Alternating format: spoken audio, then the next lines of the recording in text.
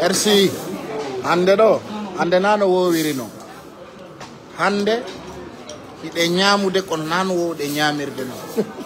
Donc c'est à retenir. Halani on au pays do. Ça ide be do ara ajuma untike. Ah, c'est bien de vous faire comprendre les choses. Je vais vous présenter quelqu'un. Vous non ande inde makko anda. O sa toro marbe be. Ara sa e bali be anyane. Et donc, je vous attends vite pour vous présenter cet homme très fort, un bras droit du président de la République. Ande kadi me ngari ka wowi do. Oui. Mamadou Jules Débat, l'homme de la situation. Odo mi do jonni mo coggu suudo gayni di ñamude. O gayni di ñamude ñamu ko weli tartuda problème. Musidɓe am présente de on ɗo neɗɗo. Retene inde makko nde nani. So yimo tun yo nginno Allah jarama. Ay tagaɗo ko yoloto ka o ƴawa.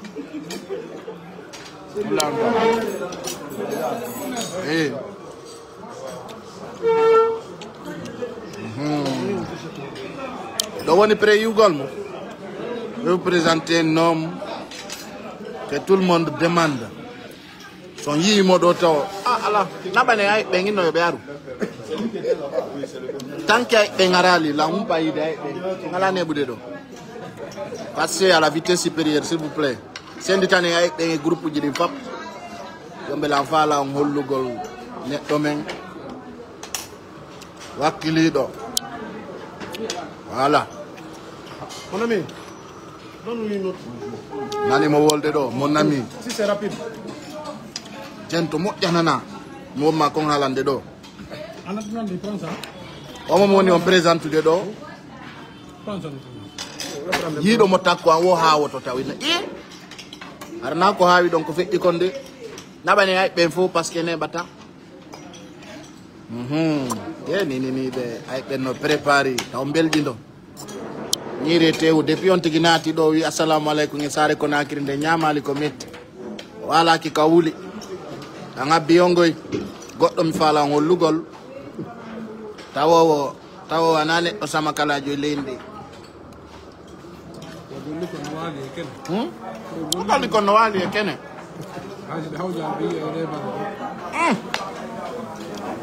Yalla no walla nyalawol wo ko boggol radete taje ne few wondo do wo donc aray la ngollude on mo préparez-vous de yata be foyo dabbuti linete voilà frère mesdames meden ka pay la gine lo on est là on est bien waouh regardez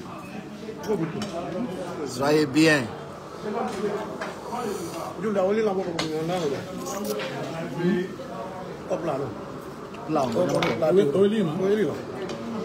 Au plateau de William. 1, 2, 3, voilà notre boss. C'est lui, Aliou Dieng. Voilà Aliou Dieng, le PDG. L'homme qui n'a jamais perdu sa valeur. L'homme de la situation. Saïd Odara Djouma Marsi, comme vous le connaissez bien, voilà le Bari Voyage. Ça, c'est le big boss. Saïd Ebedo Petit, Rayadjouma Soti, Angebedo son wati joro dugo les tables. Nyamon ko weli yaron ko bubi. Aray pay on yo watta ila. Grambe jawna ni makerje de yimbe be ngandi tima e. Kadi mi wola na on ki mo addani en piji kesi den wola ta fewndo do. C'est quelque chose de clair. Mais ngala na menen ko mo men nyamani o men ekkanta. Ko undu ko amen do ko non yaade mon frère.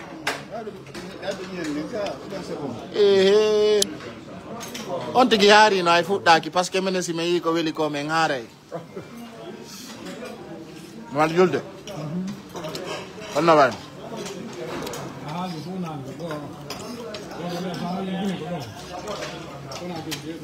Gare montre boss on aime. ko coggu suudu ma ndun ne e ala voyez en sendi ligne hakkunde Allah billahi en sendi groupe hakkunde Allah kala wiiɗo ko men groupe mi yarlanaki kala waɗowo vidéo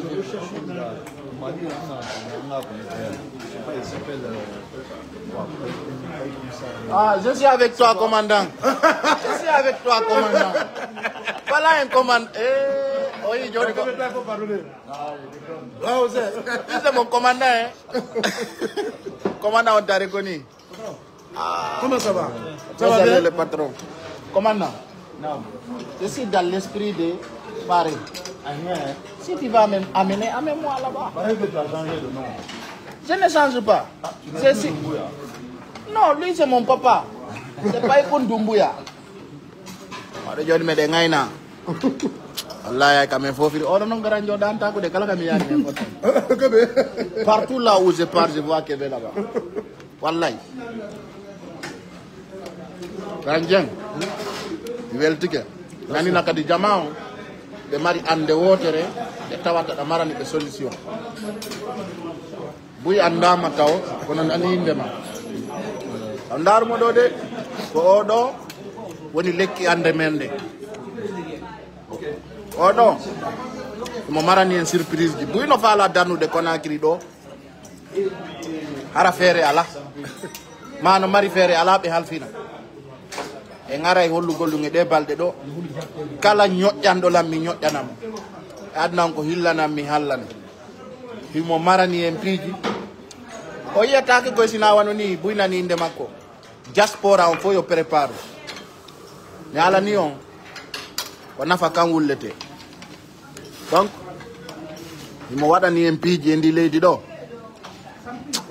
non o meeɗima wolande ko kanko a wata holade kono en yaltina e foppu yi on ah, yimɓe amɓe Sénégal si ɗe ñawlodiri ɗe yarlodiri haray tongon mi accani on few mi arti kamen Madame, on peut avoir une bouteille d'eau? nani grawo ka on beni Merci. dingira il faut si tappi gimɓe so naati ɗi fankay ɓulɗo Allah haqqanni terto probléme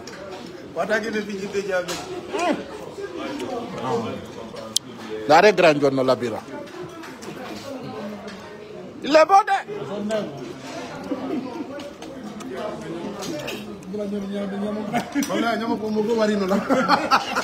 grand jo ko mi are restaurant chinois me ñama hana fiki sentira am ɓeydanay lam ma fe woni ka hul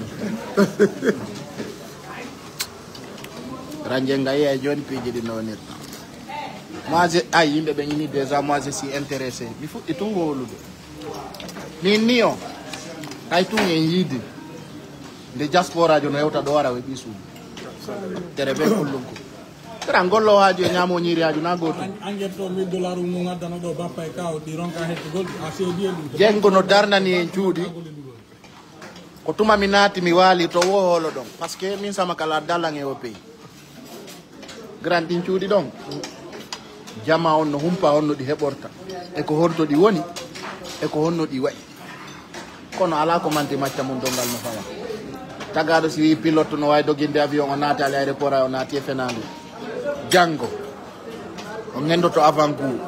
Allô? Voilà. Alors, je suis au resto chinois là, à la gare. Là.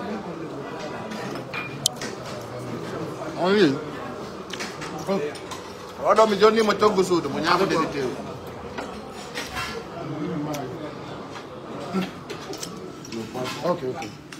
Ok. Oui. dafa ala suudu lagine ɗo a anda on no heɓirta andi pay ko sare ko ballal jama. Madame, tu peux me rajouter 2 couverts? Tu me rajoutes 2 couverts, je vous fais bœuf plaque chauffante. Kasangoni kako. Oh. Oui, qui me serve kako bubi. Attends. Tori ki Allah fatike mala yo général Mamadi Doumbouya wonu kalamu. Comment encore un autre jeu? Si wayi wude do.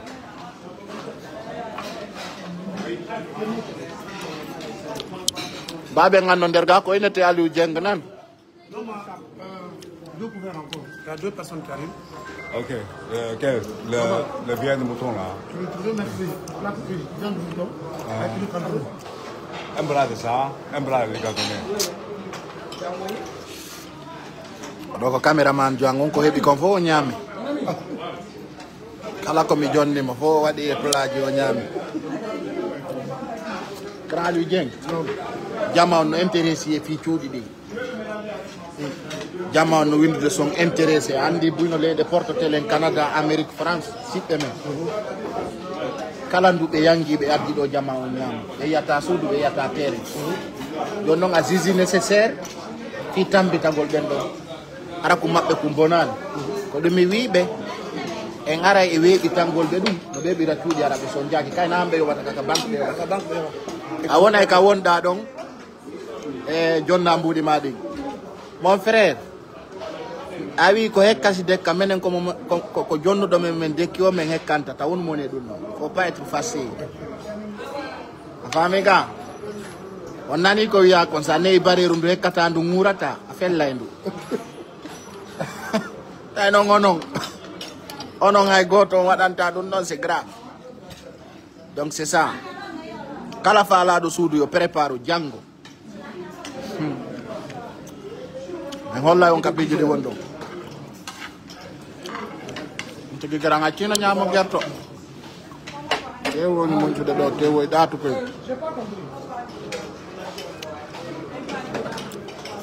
mono faala asuudu wano itti jelon tigi wallinta possible 10%. Ça dépend mode ko fala. 10%. La ilaha. Yo ba hatu maganda.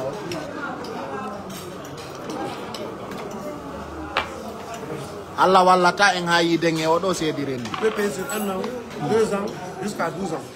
Dubi sa poigo. Ouais, avec les banques. 12 ans, ça peut être. Avec Ecobank, Banque Islamique, Vista. On voit, ouais, il y a Grand jongini. Ayo no nganda nafa men kanko mandi nafa men o gollitira men. On ya la joni ka humpa don to. Yang hawji. Ah.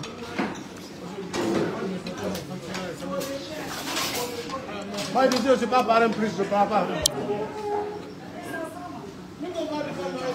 Hein? Ki nyamay de. On tigi ay no hebude, on tigi nyamay. Restaurant chinois. Voilà les hommes de confiance de notre président. Hein. C'est bien. C'est un champion. J'aime bien les gars qui sont mais ils ne connaissent pas. J'aime bien rester. Kyber.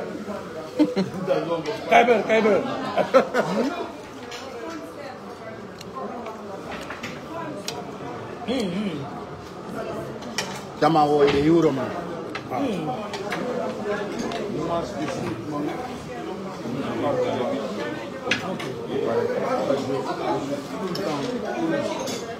Comprends. Jama wo be wel tuja. Ko anni be joni ko be woni winde ga ko no be yirata. Duma jiri. Il y a beaucoup qui disent qu'ils sont intéressés. Et là, on va faire quelque chose de spécial, là où les gens doivent voir ça. Voilà, il y en a plein. Tout les gens ont un numéro de téléphone, je vais travailler là-dessus avec l'équipe. Moi, je suis intéressé. Vous n'avez pas besoin de numéro. Mais, on va gérer ça. Donc, on va le faire tout Cameroun.